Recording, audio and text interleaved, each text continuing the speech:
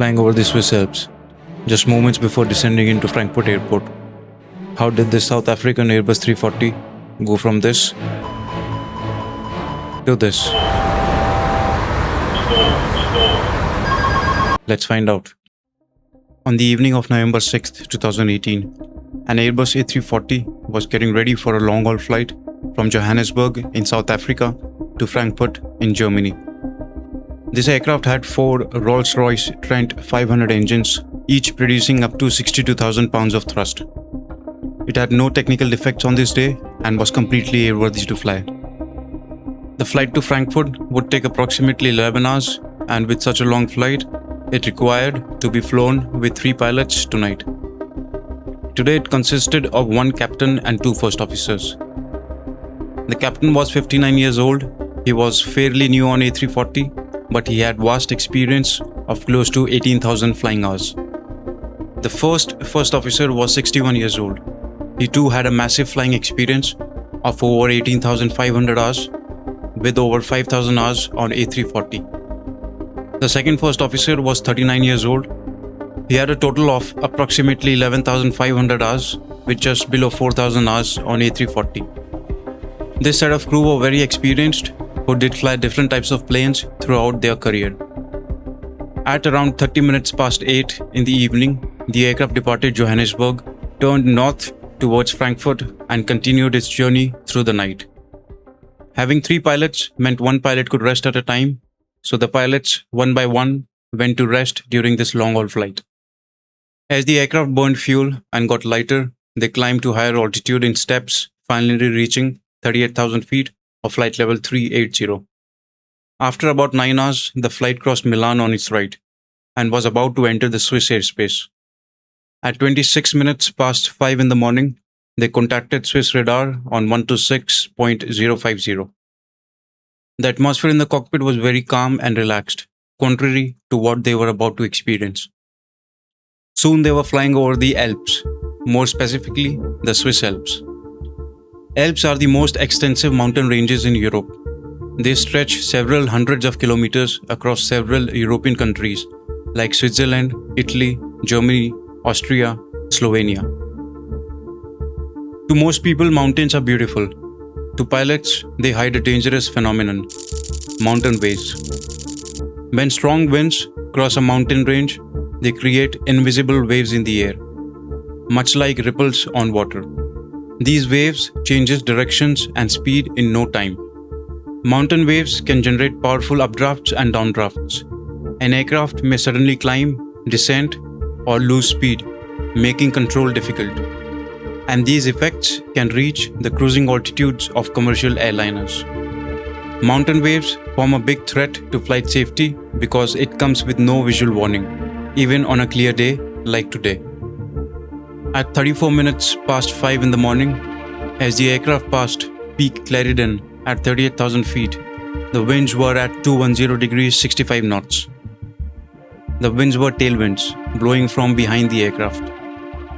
Out of the blue, the wind speed reduced from 65 knots to 50 knots. This could be seen as an increase in the indicated speed on the airspeed tape. After just few seconds, this reduction in wind speed happened further, from 50 knots to merely 15 knots. The speed on the speed tape began racing upwards. Mach 0.83, 0.84, 0.85. The aircraft was rapidly approaching its maximum operating speed. The overspeed alarm went off, breaking the calmness in the cockpit. This change of wind speed came off as a startle to the pilots. The speed went beyond the limits set by Airbus. With a maximum Mach limit of Mach 0.86, the speed went to Mach 0.89. In case of overspeed, the recommended procedure was to keep the autopilot engaged and extend the speed brakes. Contrary to it, the captain disengaged the autopilot and took controls of the aircraft himself. He pulled back on the side stick. Believing the aircraft was entering a dangerous nose-down attitude, the captain reacted immediately. But the aircraft was not descending. It was already climbing. The captain suffered spatial disorientation and felt that the aircraft was pitching nose down. This action increased the vertical acceleration to 1.6 g. Back in the cabin, the passengers were pushed deeper into their seats as the aircraft climbed. Now the aircraft was climbing with close to 6,000 feet per minute. The pilots were fighting to control the speed in a way against what the book suggested. The first officer selected speed Mach 0.70 in the FCU to reduce the speed. It had little effect because the auto thrust already set the thrust to idle to reduce the increasing speed. As they climbed, the speed started to reduce. The first officer noticed something unusual. The V-alpha protection bar was rising abnormally. This indication shows the speed at which the aircraft's high angle of attack protection may activate. Seeing it rise unexpectedly, the pilots thought that the aircraft's computers believed that the aircraft was approaching a dangerous condition. The captain instructed the first officer to switch off 2 ADRs, or Air Data Reference. But why would the crew do something like this during an overspeed event? To understand why this happened, we need to take a quick look on what ADR is. Airbus A340 relies on flight control computers that receive information from ADIRU, Air Data Inertial Reference Unit. Within ADIRU is the part ADR that calculates airspeed, altitude using data from sensors outside the aircraft. 4 years ago, there was an OEB. OEB stands for Operations Engineering Bulletin. It is given by the aircraft manufacturer, in this case Airbus, to tell the airlines and pilots of a temporary change in a procedure which is required to maintain safe flight operations. OEB number 49 was issued to address a situation where the high angle of attack protection could be erroneously activated.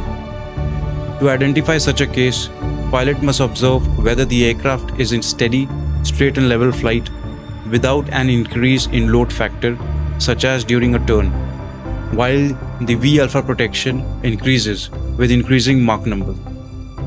In this situation, the system may incorrectly trigger high angle of attack protection, even though the aircraft is still operating normally. The corrective procedure in such a case was to switch off 2 of the 3 Air Data Reference Units by memory. The procedure appeared completely reasonable. Thousands of Airbus pilots around the world had been trained to do exactly this. But the problem was, this aircraft no longer needed the procedure. The aircraft already had gone through the software and hardware modifications to protect itself from erroneous high angle of attack protection activation. And nobody in the cockpit knew it, because as per the books, OEB 49 was still valid. Moments later, effects of its wrong application would start to appear. As they switched the 2 ADRs, the auto thrust disengaged, and most significantly, the aircraft went from normal law to alternate law. This was a significant change. In the normal law, the protections protects the aircraft from dangerous flight conditions, such as excessive angle of attack and overspeed. But in the alternate law, some of those protections are partially lost. The aircraft could still be flown safely. However, it would now require far more careful handling from the pilots because the margin for error were reduced. At that moment, the crew's attention was focused entirely on the overspeed event. First officer's side airspeed tape and altitude indications were lost as well. They had no idea that the aircraft's handling characteristics had just changed. The first officer transmitted to ATC about the dangerous situation. Pan, South African 260. The aircraft reached 40,000 feet, 2,000 feet above their cruise altitude, with speed drastically reducing now.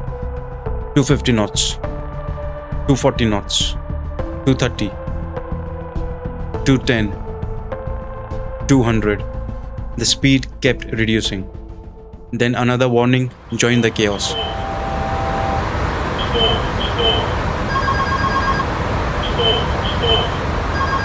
The aircraft had gone from an overspeed condition to the edge of an aerodynamic stall. The captain kept climbing and climbing. As the airspeed decreased, the angle of attack continued to increase until the aircraft approached a stall. The dynamics of the flight changed so quickly that the pilots were not able to recognize it. They were in a dire situation now. The aircraft was now in the alternate law and the speed reducing. The captain was manually flying the A340 at 40,000 feet, and despite his thousands of flight hours, he had very little experience hand flying the A340 at this altitude. The aircraft started to buffet, which was felt throughout the aircraft, which was a telltale sign of an aerodynamic stall. The first officer then declared, "Mayday, mayday, mayday! We amend. We have no control." As the stall warning activated, the captain started to push nose down to recover from the stall. He kept pushing down, pulling up the side stick simultaneously because of the high stress situation. The stall warning activated again. The stress levels at this time was so much that the pilots later had memory gaps after this flight. In an interview during the investigation, they were unable to recall few moments of the flight. The aircraft began to descend now as the captain pushed the nose down. Thrust was increased to gain the speed. Below them lay the Swiss Alps. At 40,000 feet, the crew still had room to recover. But with the aircraft descending rapidly, the margin was shrinking. Descending now with more than 6,000 feet per minute, closing towards the mountain of the Alps. The captain put the thrust levers to climb the tent. As they were descending, the airspeed began to increase. Crossed 38,000 feet and still descending.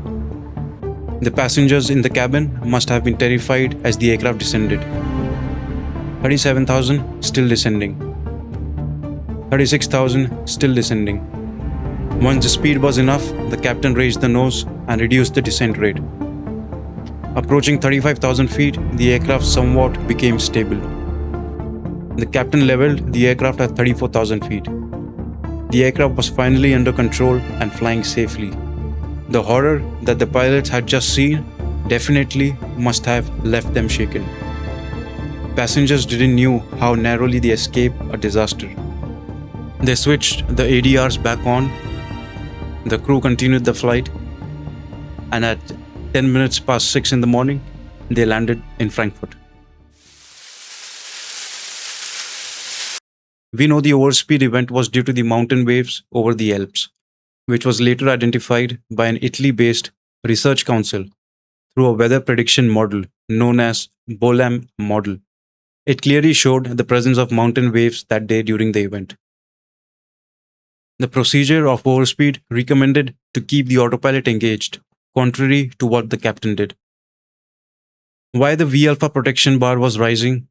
It was not because of erroneous high angle of attack condition, but a very basic airplane flight characteristic. When they got overspeed warning, the captain disconnected the autopilot and pulled the side stick aft, pitching the nose up, which increased the load factor in the aircraft. When load factor increases, the stalling speed increases, and the margins to stall gets reduced. As the effect of it, the V-alpha bar naturally came up.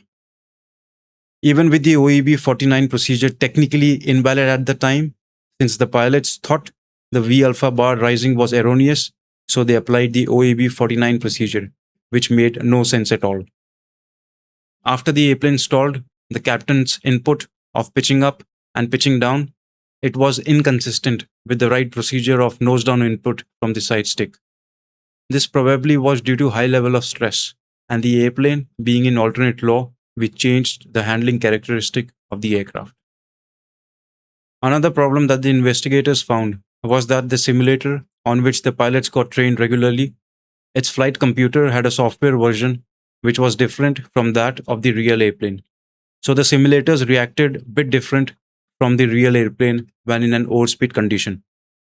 The simulator's autopilot disconnected at a speed of Mach 0.866 in an overspeed condition, whereas in the real airplane, it disconnected at Mach 0.89. Sometime after this incident, South African Airways stopped its operations for 18 months due to financial difficulties and COVID restrictions. They again began operations in late 2021. They now made sure that the pilots are provided with forecast charts that show mountain waves, and did make sure that the simulator and the aircraft software computer version were the same. In the end, the crew regained control and safely recovered the aircraft. Mistakes were made, but valuable lessons were learned. That's how aviation improves. The purpose of an investigation is not to assign blame, but to understand what happened and prevent it from happening again. The findings from South African Flight 260 led to the improvements in training, weather awareness, and simulator standardization, making aviation even safer. And despite the challenges they faced that morning over the Swiss Alps, the crew ultimately brought all 259 people on board home safely. Thank you for watching and stay tuned for more unheard aviation stories.